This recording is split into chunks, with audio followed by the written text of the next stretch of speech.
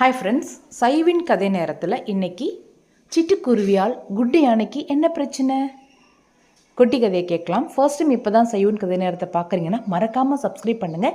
இனிமேல் தினமும் உங்கள் வீடு நோக்கி குட்டி கதைகள் வந்துக்கிட்டே இருக்கும். உங்கள் ஃப்ரெண்ட்ஸுக்கு, நண்பர்களுக்கு, குழந்தைகளுக்கெல்லாம் காட்டுங்க. இந்த குட்டி கதையில் ஒரு திருக்குறள் மறைஞ்சிருக்கு, அதையும் நீங்கள் தெரிஞ்சுக்கோங்க. வாங்க கேட்கலாம். சிட்டுக்குருவியால் குண்டு யானைக்கு வந்த பிரச்சனை. ஒரு பெரிய காடுங்க. அந்த காட்டில் ஒரு சிட்டுக்குருவியும் ஒரு குண்டு யானையும் எப்போ பார்த்தாலும் ஒருத்தருக்கு ஒருத்தர் சண்டை போட்டுக்கிட்டு கோவமாகவே இருந்தாங்க. அந்த யானை எப்போயெல்லாம் அசந்து தூங்குதோ அப்போ இந்த சிட்டுக்குருவி போய் நெத்தியில் டொக் டொக்னு கொத்திட்டு எழுப்பி விட்டுட்டு ஒடியாந்துடும்.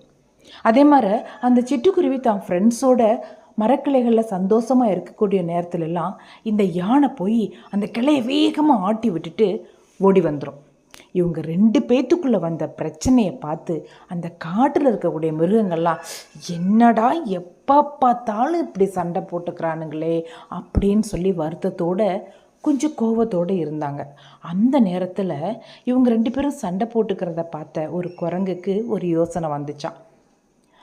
அதனுடைய அப்பா பொய்மையும் வாய்மை எடுத்து புரை தீர்த்து நன்மை பயக்குமனில், ஒருத்தருக்கு நன்மை செய்கிறதுக்காக நாம் ஒரு சின்னதாக பொய் சொல்லலாம் அப்படின்னு அந்த குரங்கோட அப்பா தனக்கு சொன்ன அந்த திருக்குறள் கருத்தை எடுத்துக்கிட்டு இந்த குண்டு யானையையும் குட்டி குருவியையும் சேர்த்து வைக்கணும்னு முடிவு பண்ணிச்சான். அந்த குரங்கு யானைக்கிட்ட போய், யானையாரே, அன்னைக்கு ஒரு நாள் உன் தலையில் 2 குளவிகள் கொத்த வந்துச்சு. அதை பார்த்து இந்த சிட்டுக்குருவி உன்னை கொத்தி எழுப்பி விட்டுருச்சு. இல்லைன்னா அந்த குளவி உன்னை கடித்து உனக்கு பயங்கரமாக காயம் ஏற்பட்டிருக்கும் அப்படின்னு சொல்லிச்சான். அதே மாதிரி சிட்டுக்குருவிக்கிட்ட போயிட்டு, அடே சிட்டுக்குருவி, நீ அன்னைக்கு மரத்தில் உன் ஃப்ரெண்ட்ஸோடு இருந்தப்ப உங்களை சாப்பிட அங்கே ஒரு பெரிய பாம்பு பதுங்கி வந்துச்சு. அதனால தான் அந்த யானை மரக்கலையை ஆட்டி விட்டு உங்களை காப்பாத்துச்சு அப்படின்னு சொல்லிச்சான். அடடா, தன்னை காப்பாற்றுறதுக்காக தான் அவங்க பண்ணினாங்களான்னு சொல்லிட்டு யானை மேலே சிட்டுக்குருவிக்கும் சிட்டுக்குருவி மேலே யானைக்கும் ஒரு அன்பு வந்துதான்.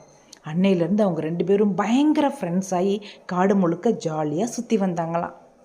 என்ன ஃப்ரெண்ட்ஸ், இந்த குட்டி கதை உங்களுக்கு பிடிச்சிருக்கா? லைக் கொடுங்க. தொடர்ந்து கேட்கணும்னா சப்ஸ்கிரைப் பண்ணுங்கள். தேங்க்யூ.